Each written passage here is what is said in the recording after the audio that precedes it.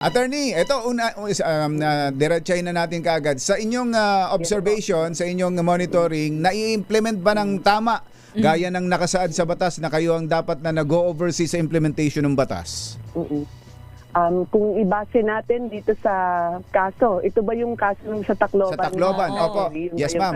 Yes, ma'am. So far, maayos naman yung pagsunod ng mga stakeholders natin, yung mga duty bearers, doon sa sinabi ng batas. So, magagaling din naman po yung mga abogado na nag-handle nito, both din sa prosecution at saka sa public attorneys.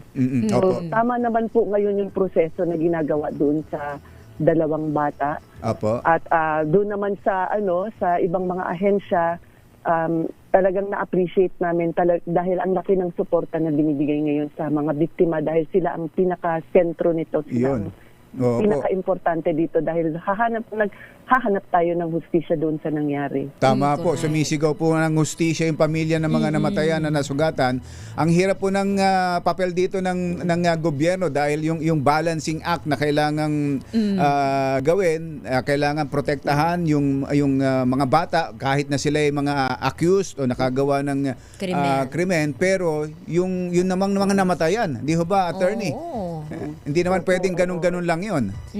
Actually, nakakalungkot po tuwing nagkakaroon ng ganitong klaseng mga pangyayari. Nalulungkot po kami, nalulungkot po lahat ng tao. And lalo na ito, everybody's in shock dahil hindi naman nangyayari ito sa Pilipinas.